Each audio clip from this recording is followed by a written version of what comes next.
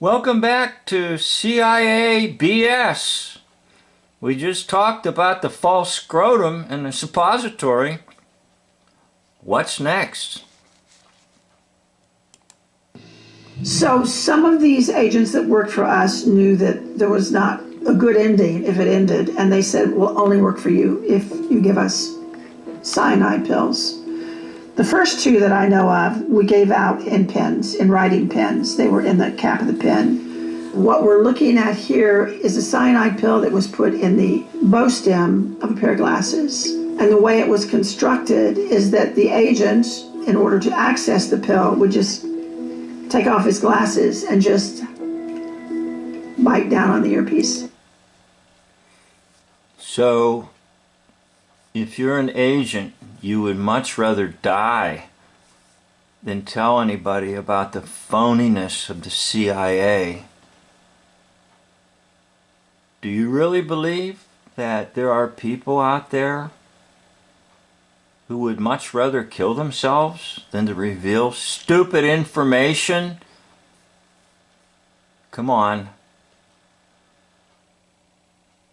Don't bite down on the cyanide capsule now, Mr. Mendez.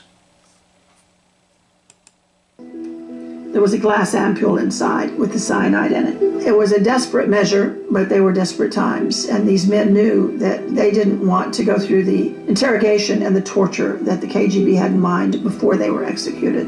Trigon was arrested at home in his office. The KGB came in. They had found all of his tools, all of his supplies. He had nowhere to go. And so they had him stripped of his cloak.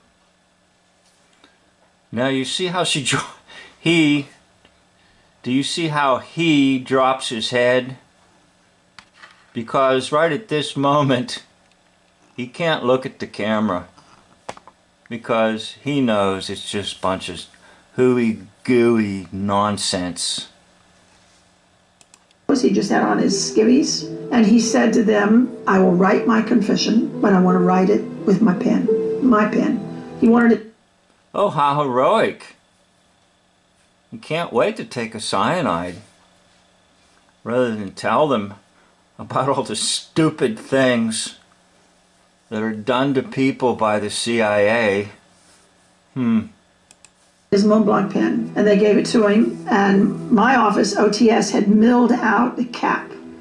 So he took the cap off and he put it on top, and he looked at them and he just bit down on it. The Russian said he was dead before he hit the floor.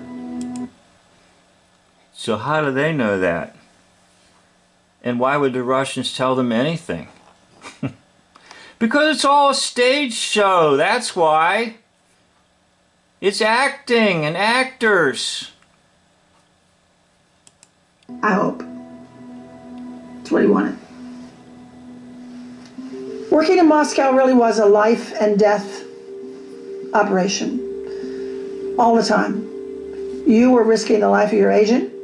You made a mistake, you were always worried. If your equipment wasn't working, if your tradecraft wasn't what it should be, whenever someone got caught, you went home and thought, oh God, is it something that I did? Did I make the mistake? While these devices were primarily used during the Cold War, some version of these devices is in use today. The business of meeting with spies and collecting intelligence and transmitting the intelligence, those things don't change. How we do it might change, but it's...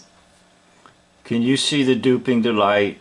It's not going to change. In other words, we're going to continue to lie to you about anything and everything. So if you watch characters like this man and believe that he was chief of disguise in the CIA, then you will continue to be duped. Don't be duped anymore. Realize that it's all a lie. Whatever's presented to you in mainstream media is just one big lie. It's CIA BS. I'd like to thank you for watching this series. End of video.